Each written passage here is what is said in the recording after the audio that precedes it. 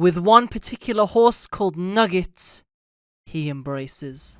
Who's he? A teenager, the name's Strang. Equus. If I had my way, that boy would be dead. Equus. Always in pain. Do you think feelings like his can be simply reattached? Take me back. Please! It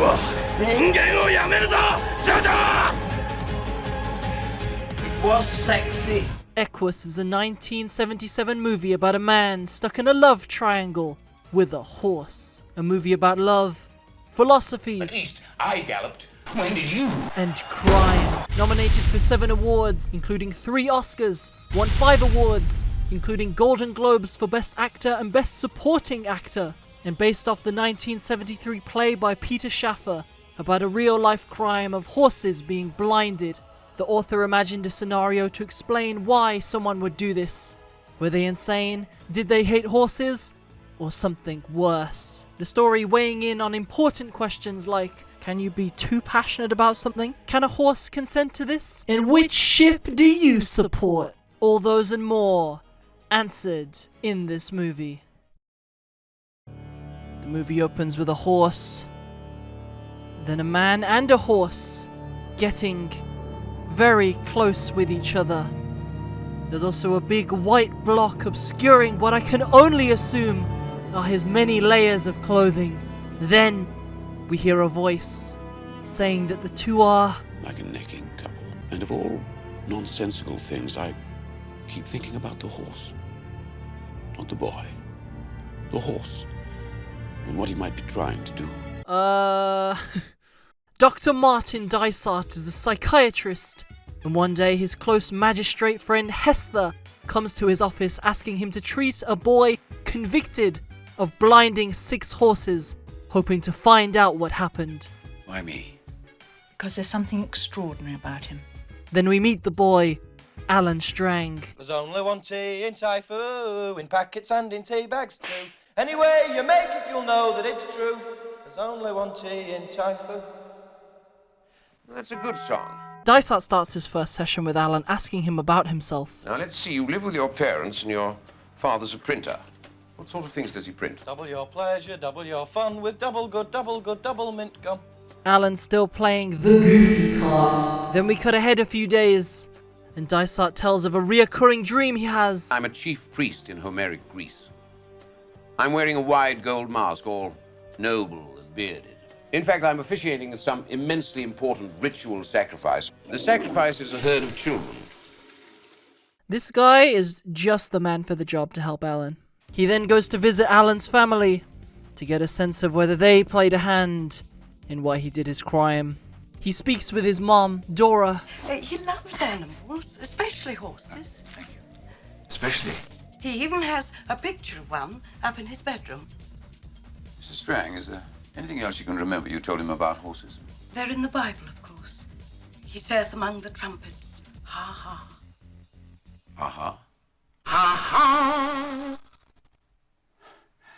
Shortly after, Alan's dad Frank returns.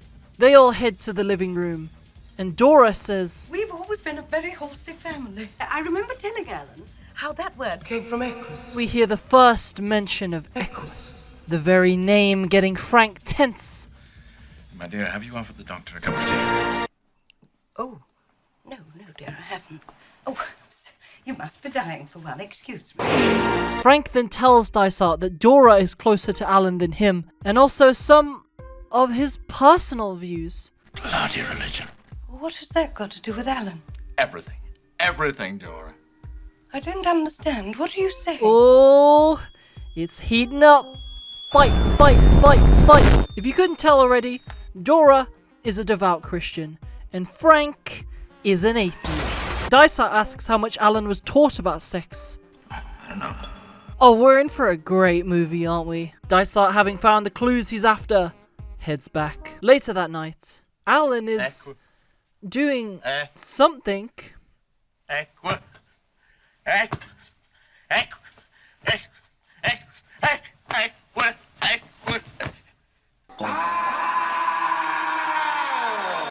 The next day, Alan has his next therapy session, and to get answers this time, Dysart offers to answer Alan's questions if he answers his, one at a time.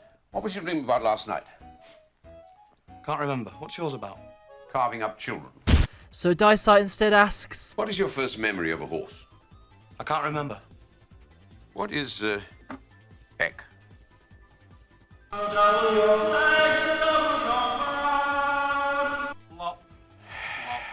Come on now, Alan, you can do better than that. Then Dysart slaps him with the worst thing a British person can face. A friendly greeting. All right, good morning.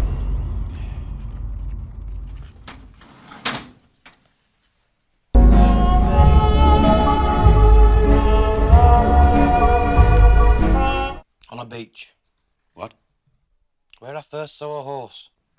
How old are you? 6. Poor kid's been looking like a grown man his whole life. So he was just sitting there, building sand castles, when a man approaches. That's a terrific castle. You can stroke him if you like. Want to come up? Okay, so the child has been abducted. What are the parents up to? Are they watching their one and only child at all? No, they're too busy reading. Oh, but at least Alan's having fun. 1 minute later, nothing. 2 minutes later, still nothing. 10 minutes later.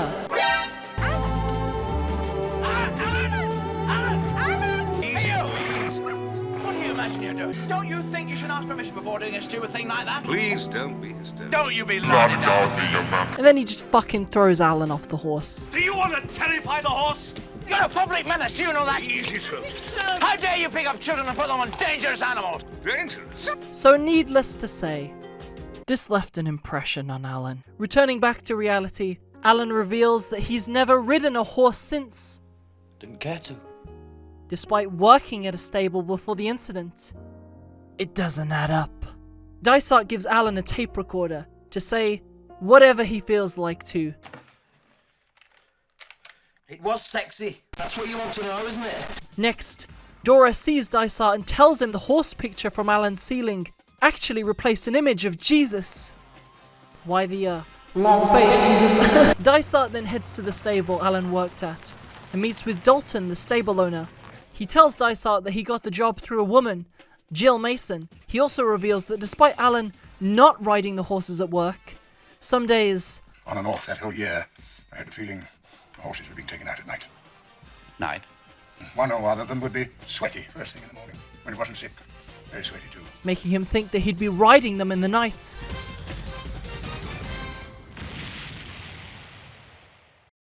If I had my way, that boy would be dead. Of course, now you've got him in hospital. Private room, 3 meals a day, remedial therapy, ping pong, basket work. Cutting back to Alan, he tells the recorder the horse from when he was younger spoke to him. I said, does it hurt? And the horse said... Dysart pays Frank a visit at work, Anything will do, Mr. Strang. asking for any more information. Any bloody thing. So Frank tells him about a time he caught Alan doing something when he was 12. What did he catch him doing? Religion is at the bottom of this, don't you see? After that, he tells him that the night he blinded the horses, Keep it up with the girl.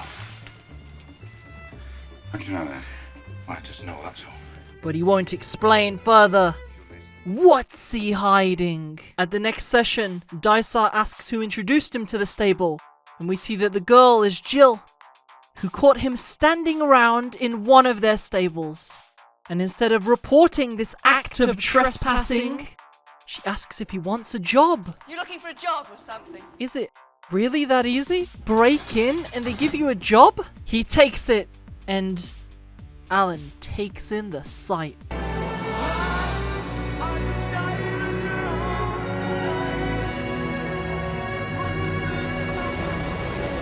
Once he gets settled into the role, he meets Nugget the horse that looks very familiar.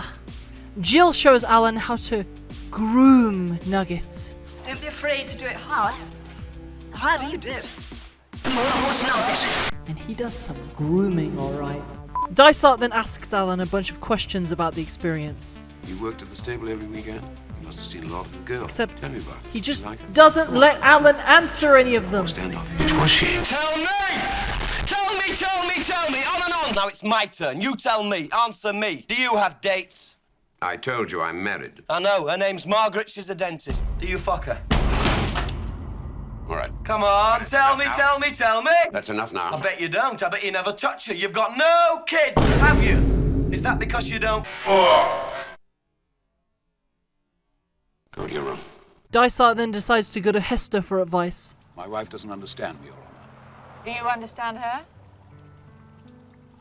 No. Mind you, if you're kinky for northern hygienic, which I am, you can hardly find anything more compelling than a Scottish lady dentist. He clearly got into this relationship for the wrong reasons, since he goes on to say she hates all of his interests and that he has no care for hers. The classic boomer relationship. He then argues whether treating Alan will do him any good. Because what if he loses his passion? The normal is the good smile in a child's eyes. There's also the dead stare in a million adults. At the next session, the two say sorry for what happened the other day, and Dysart whips out his next trick, hypnosis. So he has a pen that he taps again and again. Now try and make your mind as blank as possible. That's not difficult. Now we're talking. Until he's in a trance. Then he asks about the horse from when he was a kid, what it said to him. It never comes out. They have me in chains.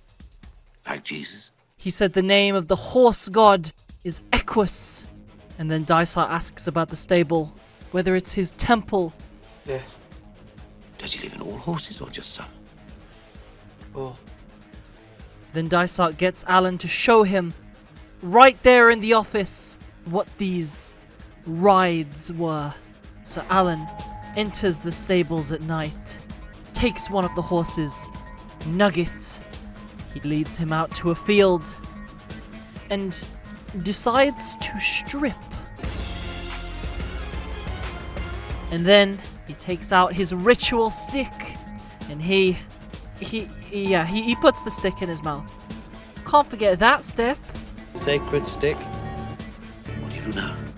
Touch him. Yep, we're skipping that one. Alan gives his lover his favorite meal. Take my sins.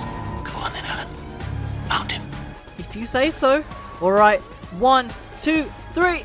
Oh my god! Alright, I gotta warn you guys. This here is I want to be in. I want to be and be you forever, one person. He does the he does the yep.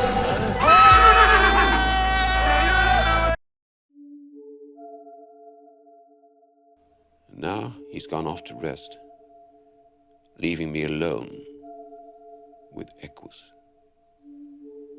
I can hear the creature's voice.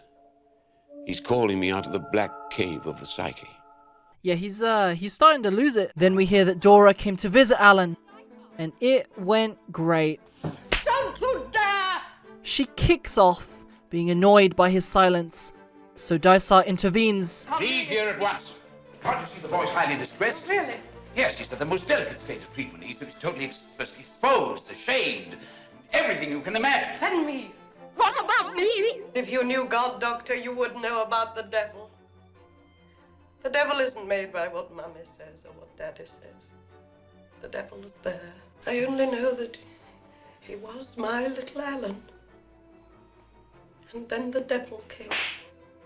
We do not care. Alan tells Dysart he's sure that he's going to use the truth drugs on him. I know what you get up to in here. Shove needles in people and pump them full of truth drugs so they can't help saying things. That's next. Giving Dysart an idea. Truth drugs might not be real, but his patient thinks they are, so it's lying time. Though Dicey starts to get second thoughts. That's what his stare has been saying to me all this time. At least I galloped. When did you? I'm jealous, Hester. Jealous of Alan Strang. But thankfully, Hester knows that sometimes you just gotta tell a bestie what for. All right, you never gallop Too bad. Let me tell you, if I have to choose between that boy's galloping and your sheer training, I'll take the training every time. Dysart goes through with the plan, gives Alan the truth drugs, and asks about Jill, and says he should Tell me everything that happened with this girl. And now. Not just tell me. Show me. Act it out if you like. Oh boy. It's gonna be great. Later. Did you, Alan? Yes, yes! Tell me the truth, Alan. Did you? Did you? Do you find them sexy? What? Horses? Don't be daft. Girls do. Jill asked Alan out on a date to watch a porn movie. She really is a horse girl. He accepts and they go. The movie, they say, is very weird. A 16-year-old girl stays with an older boy. They weren't lying about the older part. They watched the movie for a bit until, oh my, Daddy Dearest. Christ. He makes them walk with him to a bus stop and attempts to explain why such a refined gentleman like himself would be at such an establishment. I came here tonight to see the manager. The picture house needs posters. That is entirely why I'm here to discuss posters. Then the bus arrives. Frank expects Alan to follow. Come along, Alan. No. But no. Alan's feeling saucy. Once the bus goes off, Jill suggests they go to the stable. Equus's temple. Alan's nervous. They stand there, kissing. I really want to. To look at her breasts. Yes. Until Jill says, Good things come in threes. they undress and just stand there for a bit and oh god guys, things are about to happen. And Dysart wants to know all the details. I put it in her all the way. Did you? Yes. Did you, Alan? Yes. Tell me the truth, Alan. Did you? This is how the therapy session is looking right now, so he couldn't do it. I couldn't see her. What do you mean? Only him. He loved Nugget. He loved Equus. Told you it was a love triangle, guys. He snaps and tells Jill to leave. Get out! Dysart gets a bit too invested and encourages him. Lie with anyone and I will see. And you will fail, Alan. Forever and ever you will fail. You will see me and you will fail. The Lord thy God is a jealous God. He sees you, Alan. He sees you forever and ever, Alan. He sees you. He sees you. Eyes, white eyes all round, eyes like flames coming. God sees, my God has seen. Then it hits him. No more Equus. He drops down to the horses. Hello there. And Alan, standing face to face with his God, blinds some horses.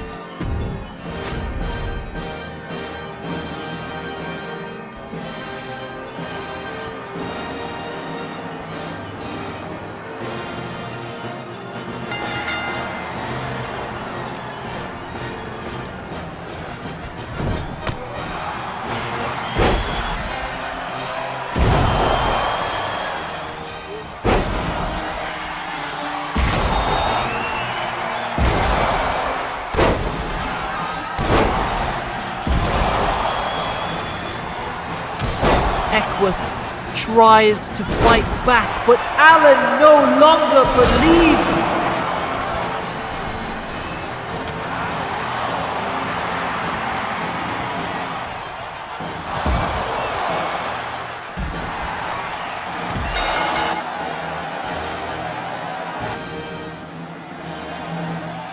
Then he snaps out of it. Free! But realizing what he's done. Then Dalton, hearing all the horses scream, finally delivers some justice. 10 out of 10. Strang. A must-see masterpiece. Favorite film of all time. Masterpiece. Now, having relived all the events, we cut back.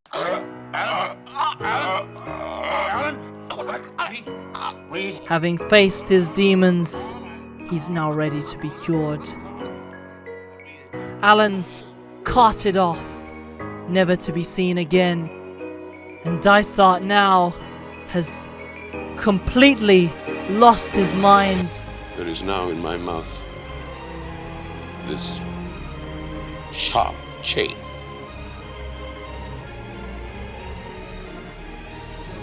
It never comes out.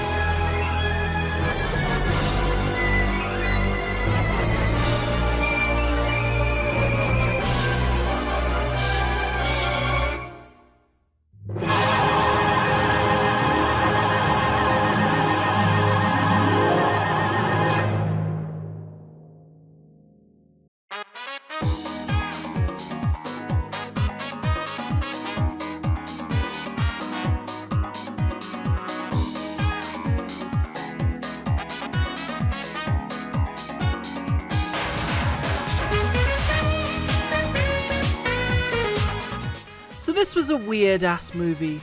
Like, what the fuck was that ending?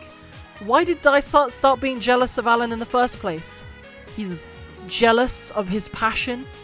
Bro, he wants to fuck horses. Does Dysart want to fuck horses now? I do get that stuff like this is more about themes. What is his jealousy meant to represent? But surely, the guy who wrote it, Peter Shaffer, should have noticed how crazy it all comes out like. I get it's a commentary on how some people's obsessions with stuff they're passionate about can make them unique and not just another adult.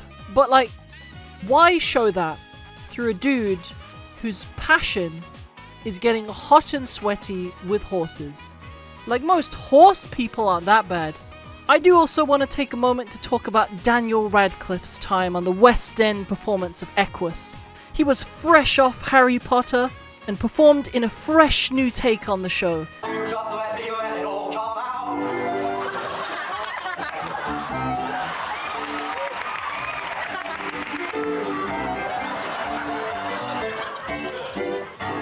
You know, I think they really did something really cool here.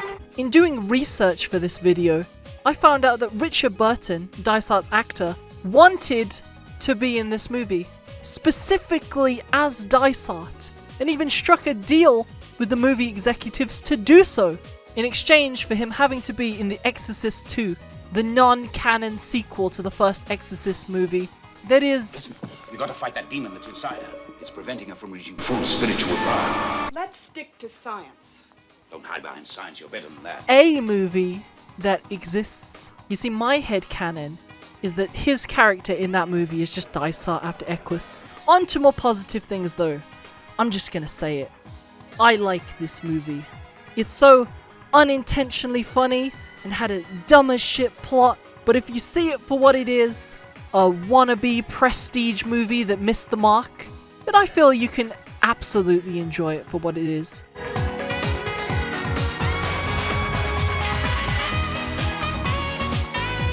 Ladies and gentlemen, put your hands together for Equus!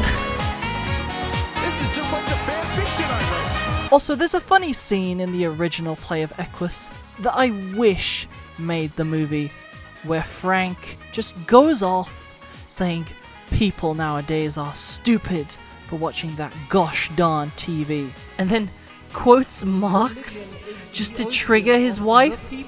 What a happy marriage. In conclusion, Dysart needs to touch grass. Frank and Dora probably need relationship counseling. Jill also needs therapy, ideally not from Dysart. Dalton needs to keep staying based. I don't usually support violence, but I saw what he did there. He slapped Alan with the good old axe handle. We stand. Oh, and Nugget should probably get a restraining order from Alan. That poor horse has got to be scarred for life. All in all, how the hell did this movie almost win an Oscar for writing?